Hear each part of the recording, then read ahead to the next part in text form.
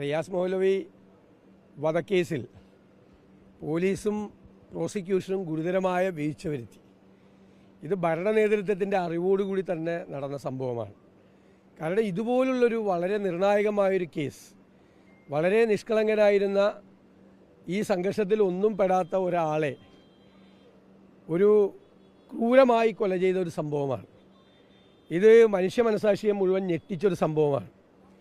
അത്തരമൊരു കേസിൽ പ്രതികൾക്ക് ശിക്ഷ ഉറപ്പാക്കി കൊടുക്കുക എന്നത് പോലീസിൻ്റെയും പ്രോസിക്യൂഷൻ്റെയും ചുമതലയാണ്. എന്നാൽ ജഡ്ജ്മെൻറ്റിൽ പറഞ്ഞിരിക്കുന്നത് നിലവാരമില്ലാത്തതും ഏകപക്ഷീയവുമായിട്ടുള്ള അന്വേഷണമാണ് നടന്നതെന്നാണ്. ആവശ്യമായിട്ടുള്ളൊരു അന്വേഷണവും നടന്നില്ല. ഇവർ RSSകാരാണെന്ന് തെളിയിക്കാൻ 6 സാക്ഷികളുണ്ടായിരുന്നു. അതിൽ ഒരു സാക്ഷിയെ മാത്രമേ വിസ്തരിച്ചുള്ളൂ. ബാക്കി 5 സാക്ഷികളെ എന്തുകൊണ്ട് വിസ്തരിച്ചില്ല എന്നത് ദുരൂഹമാണ് എന്നതാണ് ജഡ്ജ്മെൻറ്റ് പറയുന്നത്. അപ്പോൾ ഇവർക്കൊരു വൈരാഗ്യം ഉണ്ടായിരുന്നു, അവർക്കൊരു ശത്രുതയുണ്ടായിരുന്നു, മതപരമായൊരു വിദ്വേഷം ഉണ്ടായിരുന്നു. ആ വിദ്വേഷത്തിൽ നിന്നാണ് നിരപരാധിയായ ഒരാളെ കൊല്ലാൻ ഇവർ തയ്യാറായത് എന്ന് തെളിയിക്കാനും ഇവരുടെ RSS പശ്ചാത്തലം തെളിയിക്കാൻ സാക്ഷികളുണ്ടായിട്ട് പോലും മനഃപൂർവ്വം ആ സാക്ഷികളെ വിസ്തരിച്ചില്ല എന്നതാണ്. അപ്പോൾ RSS ആളുകളെ സംരക്ഷിക്കാൻ വേണ്ടിയിട്ടുള്ളൊരു ഗൂഢാലോചന ഇതിൻ്റെ പുറകിൽ നടന്നിട്ടുണ്ട്.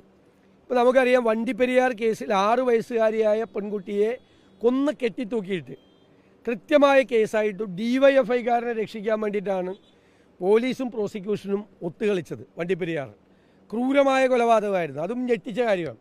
അതുപോലെ തന്നെ DYFIക്കാരനെ രക്ഷിക്കാൻ വേണ്ടി വണ്ടിപ്പെരിയാറിൽ നടത്തിയ ശ്രമം പോലെ തന്നെ ഇവിടെ ഈ RSSകാരെ രക്ഷിക്കാൻ വേണ്ടിയിട്ട് മനഃപൂർവ്വമായി പോലീസും അതുപോലെ പ്രോസിക്യൂഷനും ചേർന്ന് കളിച്ച ഒരു കളിയിലാണ് ഈ ഇങ്ങനെ ഒരു വിധി ഉണ്ടായിരിക്കുന്നത്. DNA ടെസ്റ്റ് പോലും നടത്തിയിട്ടില്ല എന്നാണ് ജഡ്ജ്മെൻറ്റിൽ പറയുന്നത്. നിരവധിയായ കാര്യങ്ങൾ ഇതെല്ലാം പറയുന്നുണ്ട്.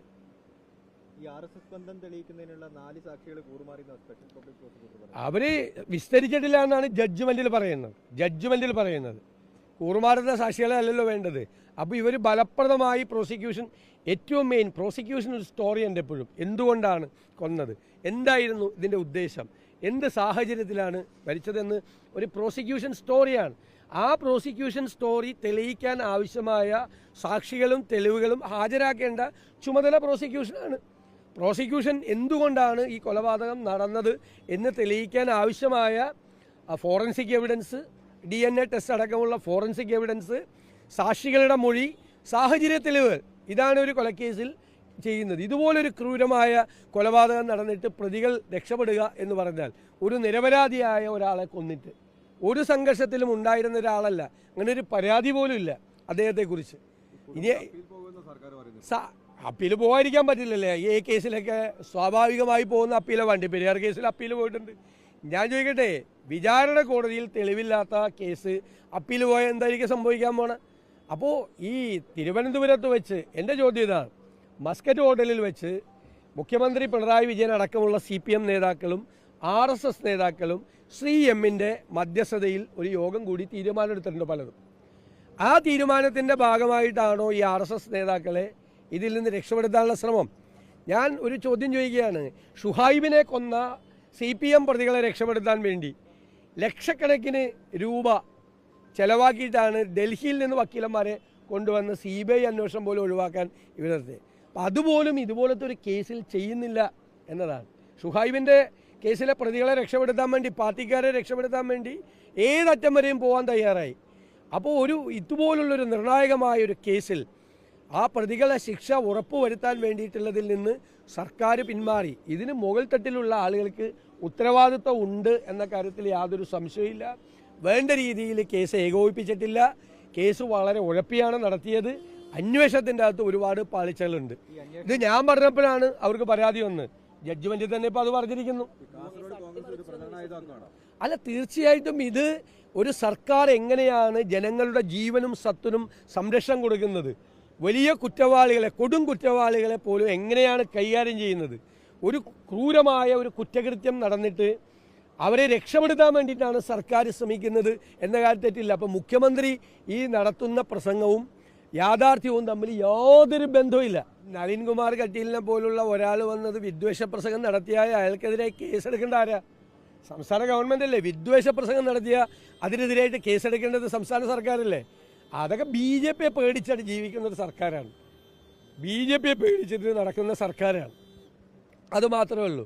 മുസ്ലിം വോട്ട് കിട്ടാൻ വേണ്ടിയിട്ട് കാസർഗോഡ് മുതൽ തൃശ്ശൂർ വരെ എഴുതി തയ്യാറാക്കി ഒരേ പ്രസംഗം ആവർത്തിച്ചുകൊണ്ടിരിക്കുകയാണ്. പൗരത്വ നിയമത്തെക്കുറിച്ചുള്ള ഒരേ കാര്യം, വേറെ ഒന്നും മുഖ്യമന്ത്രി സംസാരിക്കില്ല. പച്ചക്കള്ളമാണ് പറഞ്ഞുകൊണ്ടിരിക്കുന്നത്, വേറൊന്നുമില്ല. ഈ അന്വേഷണം തൃപ്തികരമാണെന്നാണ് കുടുംബം പറയുന്നത്. അല്ല, പക്ഷേ ജഡ്ജ്മെന്റിൽ എന്താ പറഞ്ഞിരിക്കുന്നത്? കുടുംബത്തെ തെറ്റിദ്ധരിപ്പിച്ചെന്നാണ്. ആയിരിക്കുമല്ലോ. ജഡ്ജ്മെന്റിൽ എന്താ പറഞ്ഞിരിക്കുന്നത്? ഇത് തന്നെയാണ് വണ്ടിപ്പെരിയാർ കേസിൽ നടന്നത്. ജഡ്ജ്മെന്റിൽ പറഞ്ഞിരിക്കുന്നത് അന്വേഷണം നിലവാരമില്ലാത്തതും ഏകപക്ഷീയവുമാണ് എന്ന വാക്കാണ്.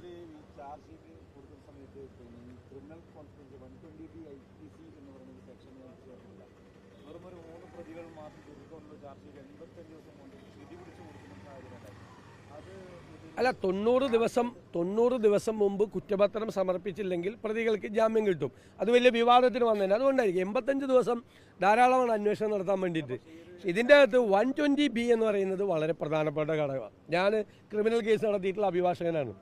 അതായത് ഇതുപോലെ 3 പേര് ഒരുമിച്ചൊരു കൊലപാതകം നടത്തുമ്പോൾ അതിലൊരു കുറ്റകരമായ ഗൂഢാലോചന ഉണ്ടെന്ന് തെളിയിക്കാൻ ഈ 302ൻ്റെ കൂടെ സെക്ഷൻ 302 IPCയുടെ കൂടെ 120B കൂടി ചേർക്കുന്നത് സാധാരണയായൊരു കാര്യമാണ്.